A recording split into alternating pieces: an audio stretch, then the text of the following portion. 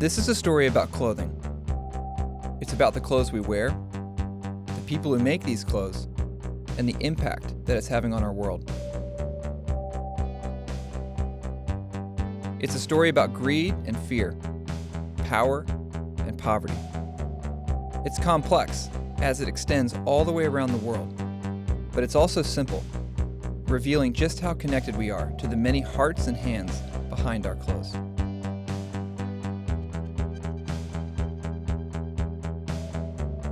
I came into this story with no background in fashion at all, beginning with nothing more than a few simple questions. What I've discovered has forever changed the way I think about the things I wear.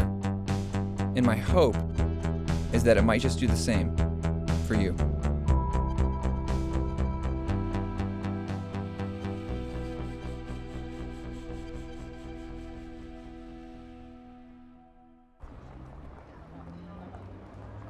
Maybe just start and say your name and talk about how this kind of began. My name is Lucy Siegel. I am a journalist and broadcaster based in the UK, and I have been obsessed, consumed with the environmental and social impacts of the fashion industry for about a decade. Well, I love everything about clothes, you know. I love the poetry, I love the fabric, I love the colors, I love the textures, I love the way that they make you feel. You know, they are our chosen skin. Well, I had the classic massive closet, clothes everywhere, bags constantly coming into my house, you know, every day, every other day with some other item in, and never had anything to wear. I could never put together a coherent outfit. We communicate who we are to a certain extent through clothing. And this is again, throughout history. You know, you have the trends at court, you know, again, Marie Antoinette making these huge hats. It's always been, it's our personal communication in many ways. That's what interests me, that it is fundamentally a part of what we wish to communicate about ourselves.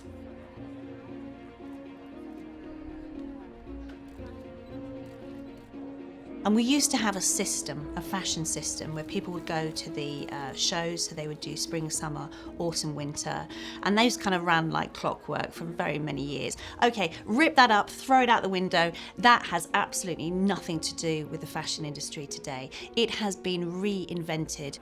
The shift is moving ruthlessly towards a way of producing which only really looks after big business interest.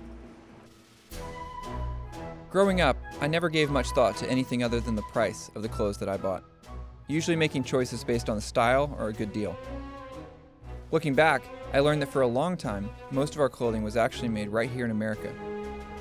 As recently as the 1960s, we were still making 95% of our clothes. Today, we only make about 3%. And the other 97% is outsourced to developing countries around the world.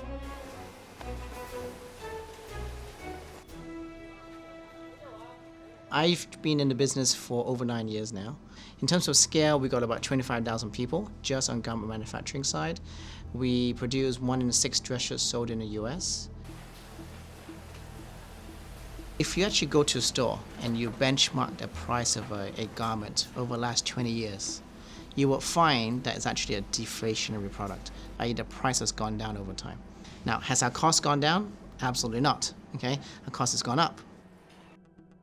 The more production we've outsourced, the cheaper prices have become on the clothing we buy, making way for a whole new model known as fast fashion, almost overnight transforming the way clothing is bought and sold. The newest H&M store on Fifth Avenue in Manhattan is the company's largest ever and just one of many new stores it's planning around the country. It's all part of a high street revolution, fast fashion. Instead of 2 seasons a year, we practically have 52 seasons a year. So we have something new coming in every week. And fast fashion has created this so that it can essentially shift more product.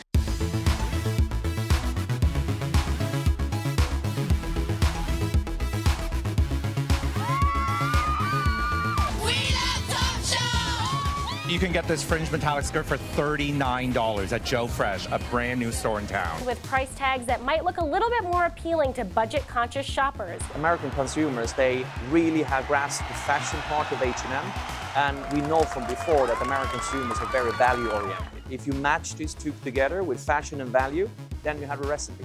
One Japanese clothing retailer is making a fast and furious march here in the U.S. The price has dropped. The way of making that product has completely changed. And you have to ask yourself at some point, where does it end?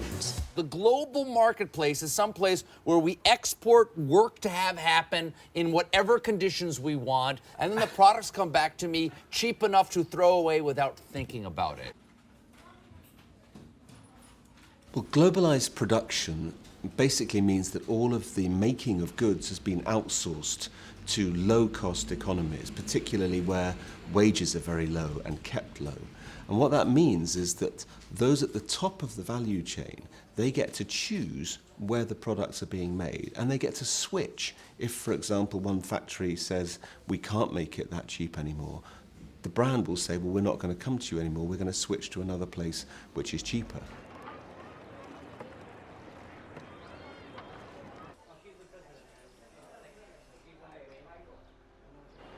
In the West, they're using everyday low price. So every day they're hampering me and I'm hampering my workers. This is how it is. They're competing, the stores are competing in there. When the stores are coming to us for an order and negotiating, they're telling, look, that particular store is selling this shirt with like $5, so I need it to sell it in the $4. So you better squeeze your price, so we are squeezing. Then other store is coming and selling, hey, they're selling it the $4, so the target price is 3. If you can meet the 3, you are getting business, otherwise you are not getting. Because we want that business so badly and we don't have other options, okay, every time we are trying to survive actually. Ultimately, something's going to give. Either the price of the product has to go up, or manufacturers have to shut down or cut corners to make it work. Cutting corners and disregarding safety measures had become an accepted part of doing business in this new model. Until an early morning in April, when an event just outside of Dhaka, Bangladesh, brought a hidden side of fashion to front-page news. Well, state media in Bangladesh say an 8-story building has collapsed near the capital of Dhaka, killing more than 70 people.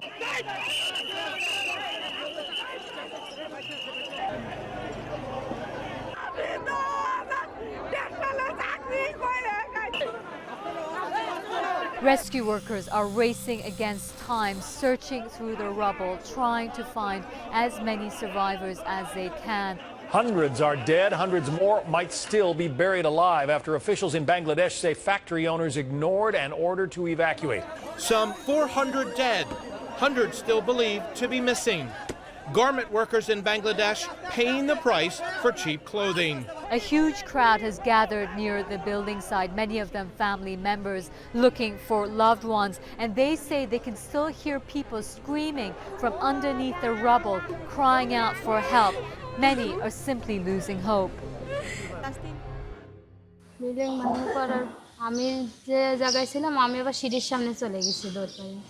আর অমনি পড়ে গেছে পড়ে যাওয়ার লগে লগে আমার দুই পায়ে চাপা পড়ছে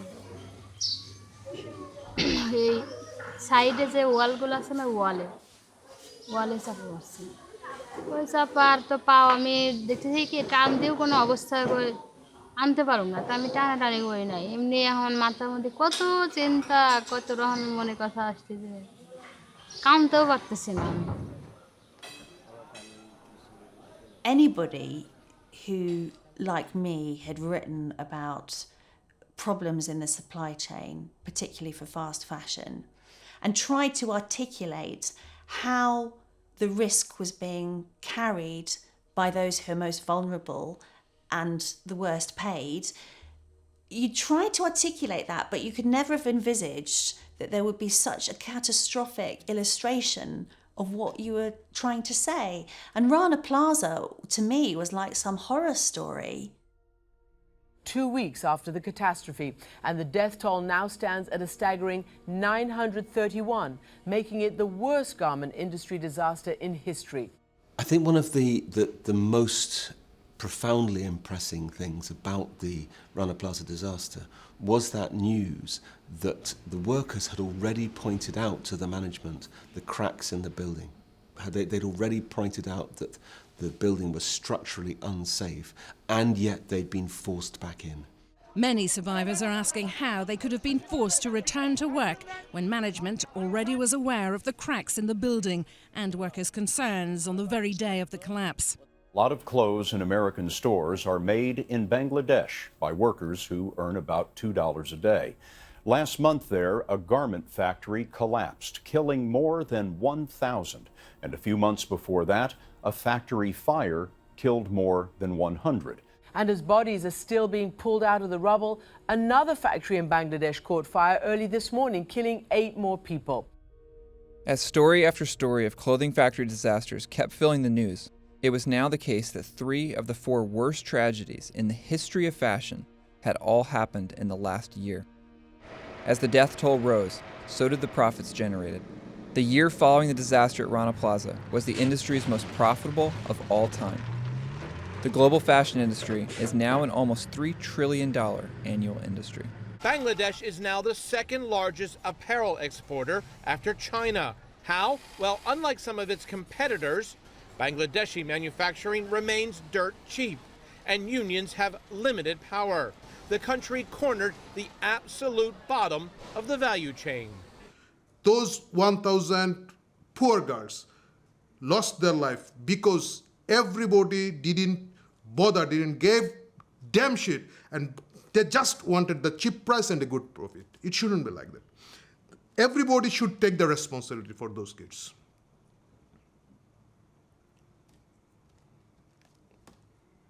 That's how it is. And it might coming more, sorry, but yeah, you know that it's not only the price pressure, it is something ignoring other people's life. It's not, it's not right.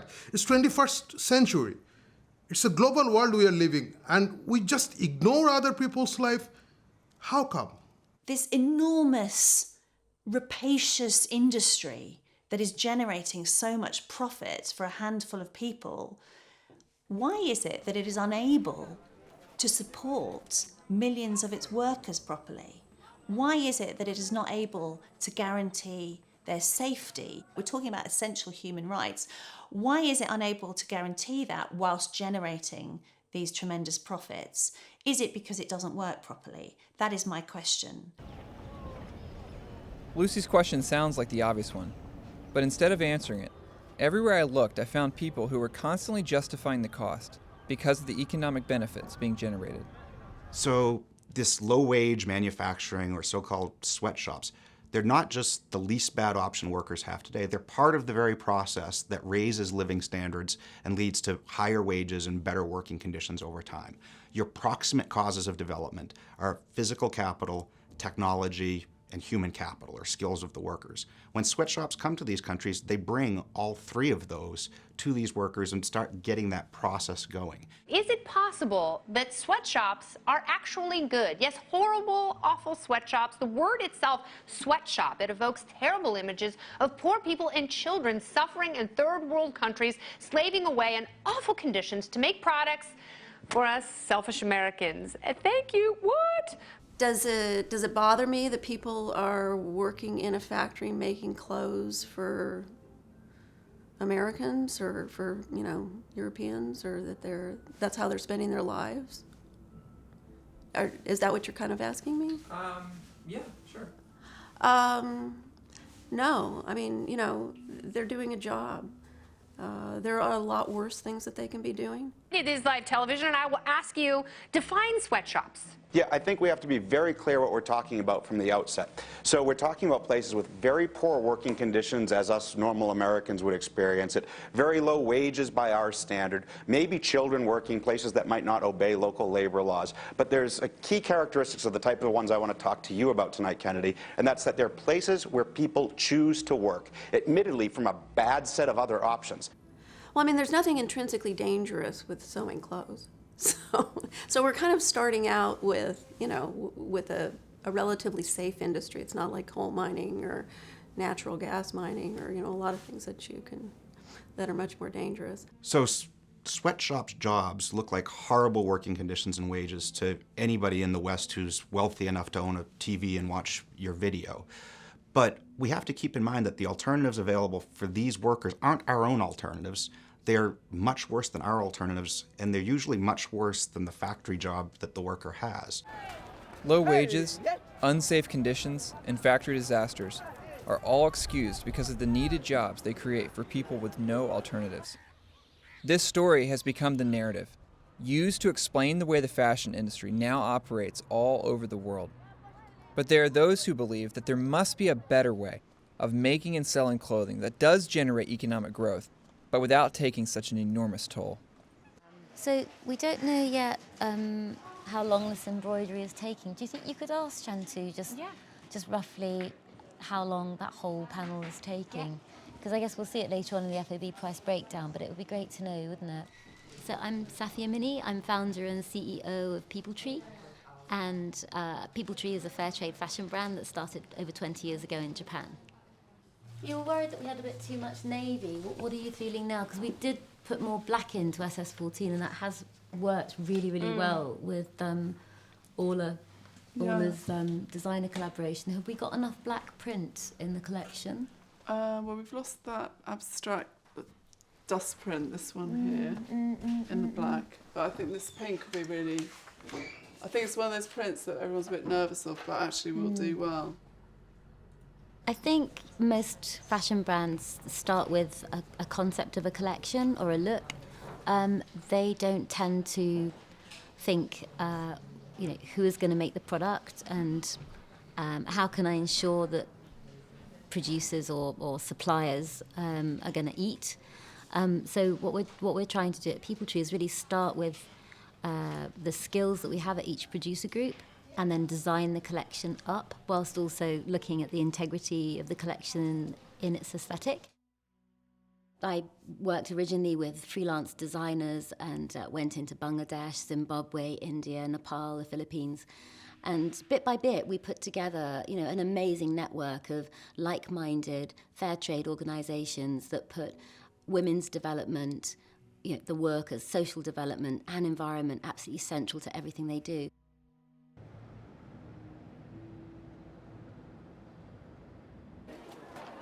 One, two, three. Happy World Fair Trade Day! Yay! そうですね。世界フェアトレードは今日、15年目になるんですけれども、そうですね。私たちやっぱりフェアトレードの運動として、60カ国以上、そうですね。本当に10会社からもう本当に60会社までいらっしゃるんですけれども、今日多分3000箇所以上いろんなイベント、ここでやってるイベントと同じようにファッションショーとか勉強会とかそういったイベントをあちこち世界中でやってるんです。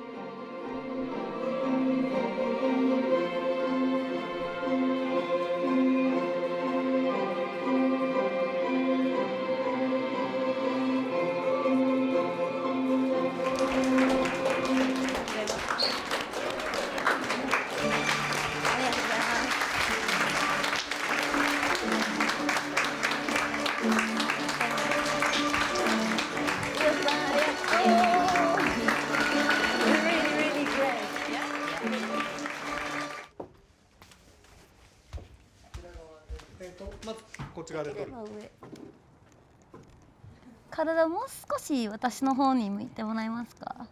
足ももっと。That's beautiful. Fair trade is a citizen's response to correcting the social injustice in an international trading system that is largely dysfunctional, where workers and farmers are not paid a living wage, and where the environment is not considered at all to make the products that we buy every day.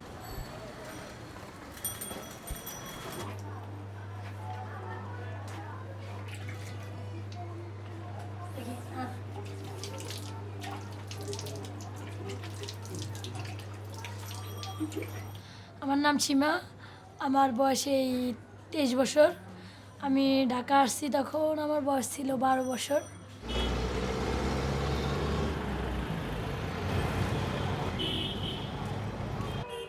Shima is one of about 40 million garment factory workers in the world.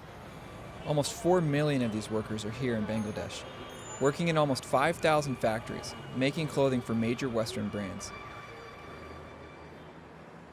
Over 85% of these workers are women, and with a minimum wage of less than $3 a day, they are among the lowest paid garment workers in the world. কারণ আমি ঢাকা আসছি আইসা আমার খালার কাছে থেকে আমি চাকরি করি গার্মেন্টসে যখন আমি গার্মেন্টস চাকরি নিয়েছি তখন 700 টাকা বেতনে গার্মেন্টসের চাকরি নিয়েছি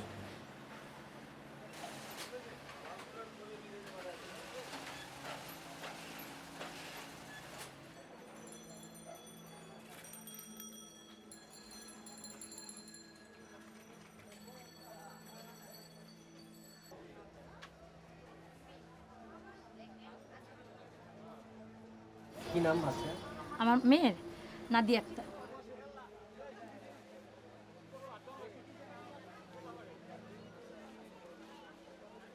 প্রায় 15 দিন আমি অফিসে নিয়ে গেছি কিন্তু অফিসে প্রচণ্ড গরম আর ওই কাজের ভিতরে তো মনে করেন মিলানো ওই মেডিসিন মিলানো ওগুলো বাচ্চাদের মুখে গেলে অনেক ক্ষতি হয়ে যায় বিষয় হলো যে আমি ঢাকা নিয়ে রাখতে পারতাছি না আমার রাখার মানুষ নাই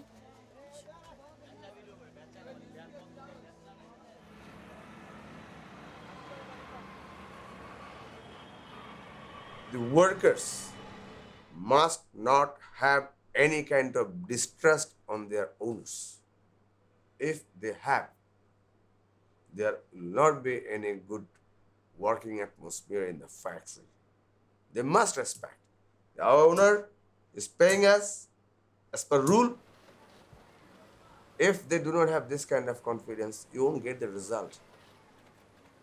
তারপরে আমাদের এই অফিসে ইউনিয়ন করছি এই ইউনিয়নের পর থেকে আমি প্রেসিডেন্ট পোস্টে আছি তখনই স্যারের সাথে মানে দাবিনামাটা জমাও দেওয়া হয়েছে স্যারেরা রিসিভও করছে রিসিভ করার পরে স্যারের সাথে একটু কথা কাটাকাটি হয় কথা কাটাকাটিতে হওয়ার পরবর্তীতে তারা দরজা লক করে 30-40 জন স্টাফ এবং স্যারেরা মিলে আমাদের উপরে এরকম আক্রমণ করে অনেক মারধর করে এবং সাথে চেয়ার ছিল তারপর মনে করেন যে ওই লাঠি ছিল স্কেল মিস্কেল ছিল সিজার মিজার ছিল ওইগুলো দিয়ে এবং বেশিরভাগই আমাদের অত্যাচার করছে তারা শুধু লাথি মারছে ঘুষি মারছে এবং ওয়ালের সাথে মাথা বাইরে এসে বেশিরভাগই বুকে এবং তলপেটে এদিকে আমাদের অনেক আঘাত করছে স্টাফরা মিলা It's estimated that 1 in every 6 people alive in the world today work in some part of the global fashion industry, making it the most labor-dependent industry on Earth. Most of this work is done by people, like Shima, who have no voice in the larger supply chain. Today we purchase over 80 billion pieces of new clothing each year. That's 400% more than the amount we bought just 2 decades ago. The way we buy clothes has changed so much, so fast, that few people have actually stepped back to understand the origin of this new model or the consequence of such an unprecedented increase in consumption. There's an article in Printers Inc., which is the leading advertising trade journal of its day, by a very famous copywriter named Ernest Elmo Calkins, a grand old man of the art of writing advertising copy. It was an article called Consumptionism.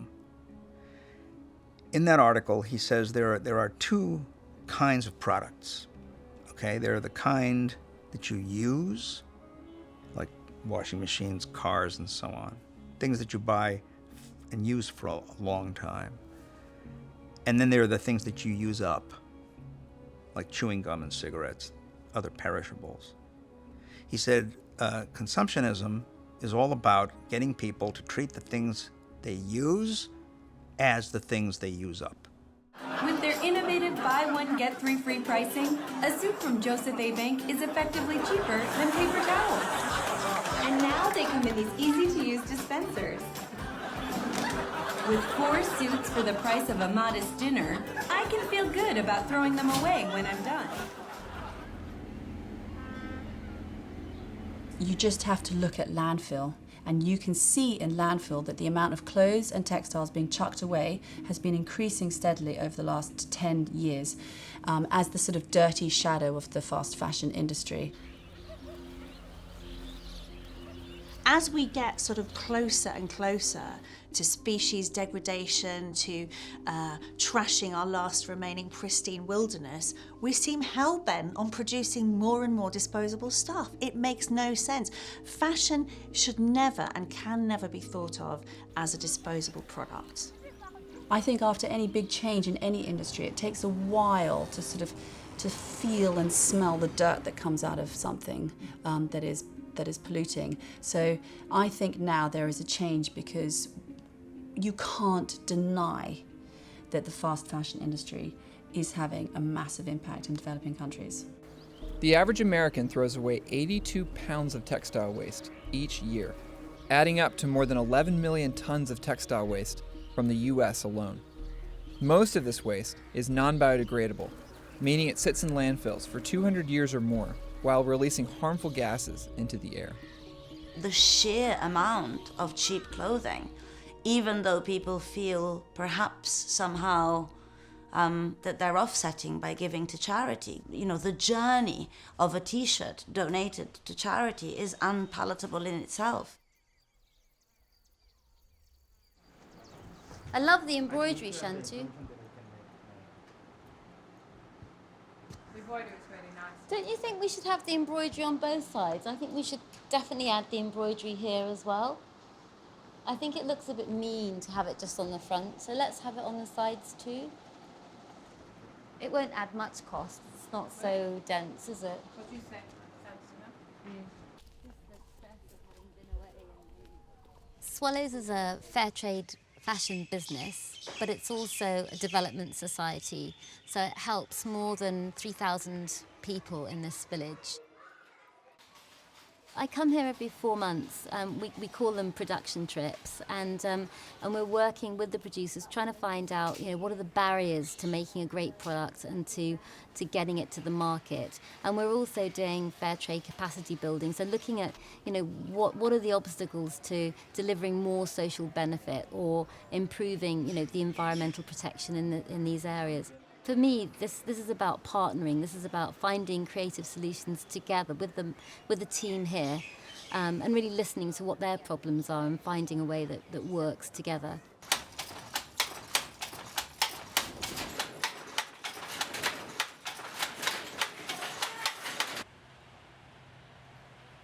I want to invite the best employee here at Swallows.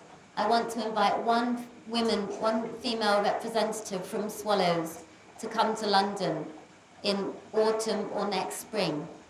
And I would like you to think who would be that best representative. But I want you to know who your customers are, and I want you to really understand the marketplace and come back and tell all your friends. আচ্ছা এইবার একটা বলার পরে কিন্তু তালি এমন দিতে হবে যাতে সাত অর্ধেকটা ফ্যাটি যায় কারণ সবচেয়ে ভালো একটা সংবাদ এখন দিতে যাচ্ছে বড় তালি দিয়েন কিন্তু আগামী বছরে আপনাদের ভিতর থেকে যে সবচেয়ে ভালো সুনামের কাজ করেছে এরকম একজনকে লন্ডনে নিয়ে যাবেন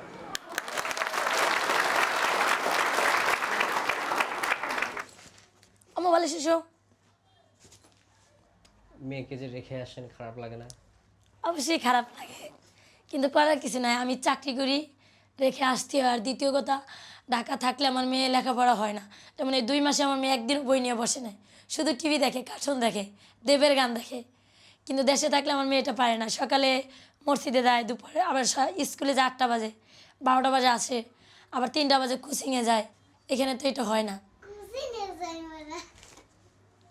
এখানে কার কাছে রেখে যান কে দেখে এখানে বর্তমানে পাশের ঘরে বাড়িটা ছিল তার কাছে রেখে গেছি আবার ওর আব্বু বাসায় আসছিল মাঝে মাঝে তার কাছে রেখে গেছি আবার আমি অফিসেও নিয়ে গেছি গতকালকে অফিসে নিয়ে গেছিলাম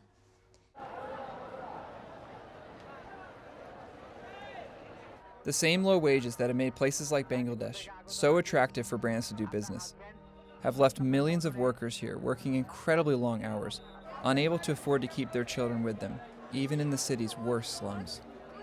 In order to give their children an education and the chance of a better future than life in the factories, many garment workers here, like Shima, are leaving their children to be raised by family or friends in villages outside the city, only getting to see them once or twice a year.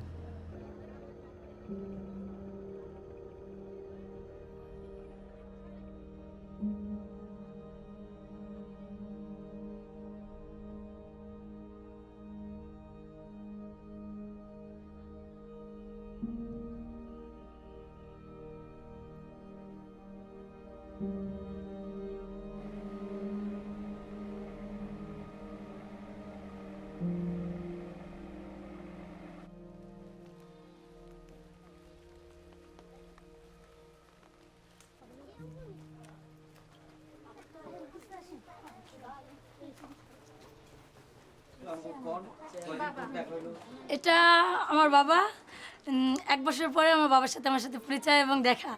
তাছাড়া হয়তো মোবাইলে একটু যোগাযোগ হয়, কিন্তু দেখাতেও না। আজকে 1 বছর পরে দেখলাম। এটা আমার আম্মা। হ্যাঁ, 1 বছর পর আম্মার সাথে পরিচয়। মানে মোবাইলে কথা হয় আমার সাথে, তো দেখি না।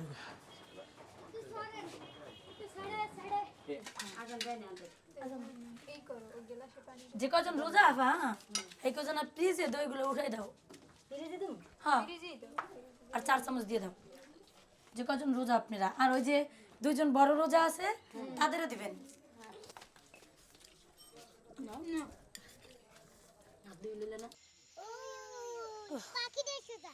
পাখিটা সোজা দেয় না। হ্যাঁ, কোন জায়গায়? এদিকে না, না এদিকে। আমাদের বাংলাদেশের শ্রমিক তো কষ্টের আর শেষ নাই। যেমন আমরা এই যে সকালে উঠি, রান্না করি, অফিসে যাই, সারা দিন পরিশ্রম করি এবং সারাদিন আমাদের পরিশ্রম দিয়েই আমরা ওটা তৈরি করি এবং ওটাই তারা বাইরে যখন যায় তখন তারা পড়ে। কিন্তু আমরা যে কত কষ্ট করে এটা তৈরি করি, কত কষ্ট করে আমরা এখানে এটা চাকরি করে এটা তৈরি করে বাংলাদেশে পারে, এটা অবশ্যই তারা জানে না। তারা শুধু পায় আর পরে, কিন্তু এটা আমি মনে করি যে আমাদের রক্ত দিয়ে এটা তৈরি হয়। যেহেতু দেখা যায় অনেক সময় দেখা যায় গার্মেন্টসে চাকরি করতে যায় অনেক মেয়েগো জীবনও যায়। যেমন আমাদের এই কিছুদিন 1 বছর আগে রানা প্লাজার ঘোষা পড়ছে, আমাদের প্রচণ্ড শ্রমিক মারা গেছে। তাই আমি মনে করি এটা আমাদের অনেক কষ্টের পরিশ্রম। আমরা চাই না যে, আমি চাই না যে বাইরের লোকও এরকম আমাদের রক্তের জিনিস তারা ব্যবহার করে। আমরা চাই যেন আমরা একটু গার্মেন্টসে উন্নত মালিক যেন আর একটু সতর্ক হয়। যেমন রানা প্লাজার ঘোষা পড়ছে, আমি চাই না যে রানা প্লাজারের মালিকের মতন আর অন্য মালিক এরকম রিস্ক নিয়ে এবং এরকম বিল্ডিংয়ে ওয়ার্কারদের নিয়ে কাজ করে এবং আরও এরকম শ্রমিক মারা যায়, আরও অনেক মায়ের কোল খালি হয়। আমি এটা কোনোদিনও চাই না। আমি চাই আমাদের আর একটু মালিক সতর্ক হোক, এটাই যেন আমাদের একটু দেখে।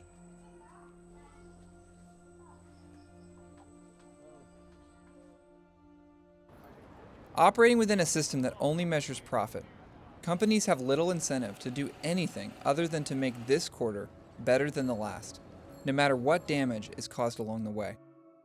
As corporations that make up the global fashion industry, major brands as well as seed and chemical companies are growing today to reach unprecedented global size and power. This mandate for profit at all cost is beginning to stand in direct opposition to the values that we share. Richard Wolff is an economist who, after graduating from Harvard, Stanford, and Yale, became convinced that the real problem is within this system itself. So America became a peculiar country. You could criticize the education system to make the schools better. You could criticize the transportation system to make that work better. But you couldn't criticize the economic system. That got a free pass. You couldn't criticize, and if you don't criticize something for 50 years, it rots. It goes to seed. But one of the ways a healthy society works is it subjects its component systems to criticism so that we can debate it and hopefully fix it or improve it or do better. Capitalism couldn't be questioned. Capitalism is the reason the fashion industry looks as it does today. It's the reason why workers in Bangladesh are paid so little, because if you're operating in a capitalist system, the main thing you have to do is create profit, and you have to create more profit than your competitors. And this is what drives companies to push wages down and down and down. Like companies don't go, like fashion retailers don't go to places like Bangladesh for any other reason except they can get the cheapest labour possible. Like there's no collective rights in Bangladesh, there's no trade union rights, there's a very, very low minimum wage, there's no maternity benefits, there's no pensions. That is why the fashion industry is in Bangladesh, because it can reap the biggest profits out of those people that are making the clothes for them. Before you can solve a problem, you have to admit you got one. And before we're going to fix an economic system that's working this way and producing such tensions and inequalities and strains on our community, we have to face the real scope of the problem we have, and that's with the system as a whole. And at the very least, we have to open up a national debate about it. And at the most, I think we have to think long and hard about alternative systems that might work better. For the environment, the great threat is that capital must continue to expand infinitely in order to survive. It can't have any limits on its expansion and its growth. The natural world clearly does have limits. There are very defined limits to how much the world can sustain in terms of production, in terms of trade, in terms of transport and distribution. And it's quite clear that we've already overstepped a lot of those limits, which is why you're seeing such stress in the natural world at the moment. The system we live in isn't one that most people want to live in. I think it's a system that makes most people very unhappy, and I don't think people want to live on a slowly dying planet or to be exploiting, their neighbours. So I think we need huge systemic change. If you don't change this system, you're leaving intact the decision-making of these enterprises, which means a small group of executives and shareholders are going to be working in the same system, subject to the same pattern of rewards and punishments, which will sooner or later make them reimpose there or elsewhere the very conditions you're fighting against. So stop this stuff about improving their conditions. Deal with a system, or else you're not serious. Our economic system is one of consumer capitalism. And that's why the government needs to have consumption at very high levels, and why, of course, the corporations do, and why at some level most people then buy into it. I can't tell you the number of people I talk to who say, well, but if we became less materialistic, our economy would tank. Well, they're right in some level, because our economy is based on materialism. It's based on these kinds of values. That's what it needs in order to survive. That's part of the fuel that it needs. The problem is that comes at a really high price. Black Friday's here. Can we go, please? Go, go, go, go, go. Shop, shop, shop, shop. Black Friday shopping mania is still playing out tonight at malls across America. In some places across this country tonight, it's as if someone announced we're in danger of running out of stuff, and those who need stuff had better go out and buy it now because it's going away forever. Walmart doing more than 10 million transactions in the first 4 hours of the frenzy. A record 15,000 people at Macy's in New York City. Shoppers hung tough. Black Friday will be the single largest day of the retail year. Certainly in the case of Macy's, we'll do more business on this day than on any other day of the year. Nation, this orgy of Christmas shopping proves America is back. We are once again, yes, oh yes, we are once again spending money we don't have on things we don't need to give to people we don't like. Yeah, USA, USA, USA, USA.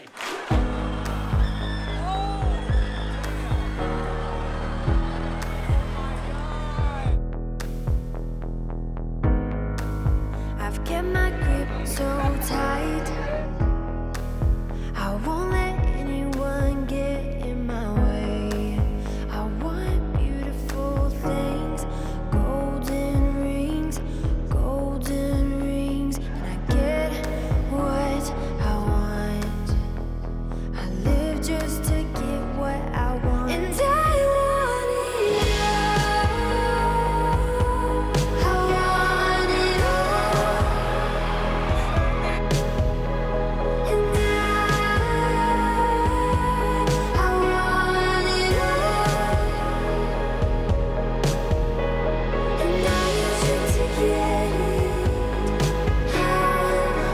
you to get it, 'cause I want it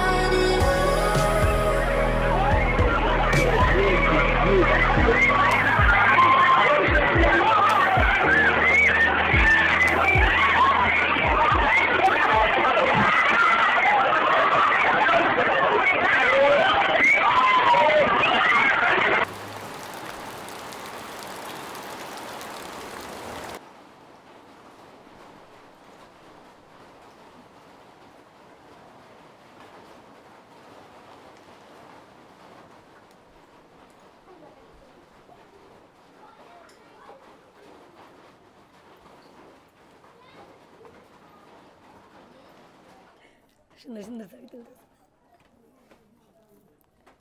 ছবি তো আজকে পাপ্পা দিয়ে দিতে আছে কালকে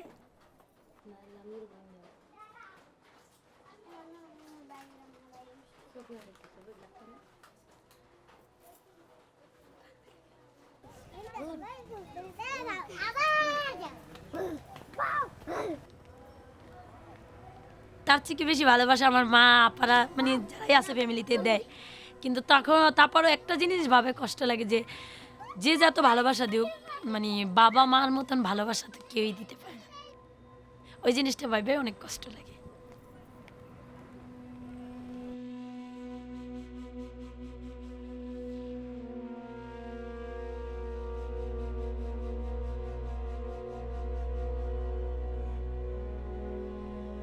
আমি চাই আমার মতন যেন আমার মেয়েটা গার্মেন্টস জীবনে না জড়ায় এবং আমার মতন যেন কষ্ট আমার মেয়েটার না করতে হয় এবং আমারও কষ্ট লাগে কিন্তু আমি মনে করি যদিও কষ্ট লাগে আমার এই কষ্টটা সার্থক হবে ওই দিনই যেদিন আমার মেয়েটা আমি লেখাপড়া করে মানুষ করতে পারবো মানুষের মতো মানুষ করতে পারবো গ্রামের মানুষে বলবো যে না সীমা যদি ঢাকা থেকে গার্মেন্টসের চাকরিও করছে তাও আর মেয়েটাও টাকা পয়সা খরচ করে লেখাপড়া করাইছে এবং মানুষের মতো মানুষ করে তুলছে এবং যে কোনো একটা ভালো সরকারি চাকরি যদি নিতে পারে কি ভালো একটা ছেলের সাথে যদি বড় হলে আমি বিয়ে শাদী দিতে পারি তখন মানুষ আমারে ভালো বলবে এবং নিজের কাছেও আমার গর্ব মনে হবে যে আমি কষ্ট করলাম আমার মেয়েটার কষ্ট করতে দিনে আমার মেয়েটাকে আমি মানুষের মতো মানুষ করে তুলছি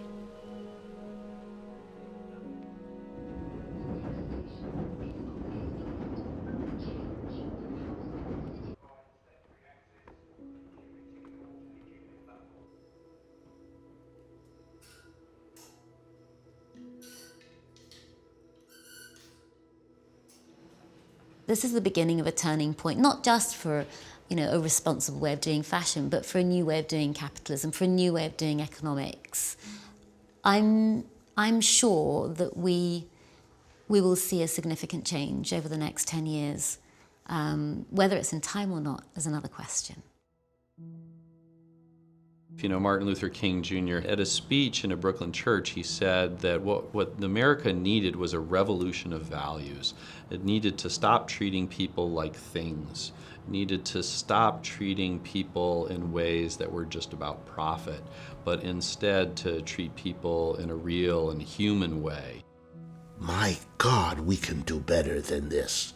If what we want is to spread, as I would argue we do, spread industry around the world, not concentrated in one place. Let the benefits be shared globally, then let's do that in an orderly, reasonable, careful way. We need to recognize that capital is just money. Money is a means, and people should be accountable for how it's used. We need to celebrate the creative power of human beings. And we need to talk of creative work. We must stop talking about labor. We need to look at the land as not a commodity to be speculated on and traded, but as the very basis of our life, as Mother Earth. If you change all consumers into activists, all consumers asking ethical questions, all consumers asking quite simple questions about where their clothes are from, all consumers saying, I'm sorry, it's not acceptable for someone to die in the course of a working day. We can't just roll over and say, yes, have it, do what you like. It's too important, it's too significant an industry. It has too much impact and effect on millions of people worldwide and common resources.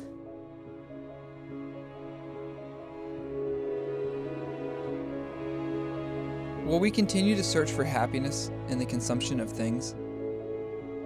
Will we be satisfied with a system that makes us feel rich while leaving our world so desperately poor? Will we continue to turn a blind eye to the lives of those behind our clothes? Or will this be a turning point, a new chapter in our story, when together we begin to make a real change, as we remember that everything we wear was touched by human hands? In the midst of all the challenges facing us today, for all the problems that feel bigger than us and beyond our control, maybe we could start here with clothing.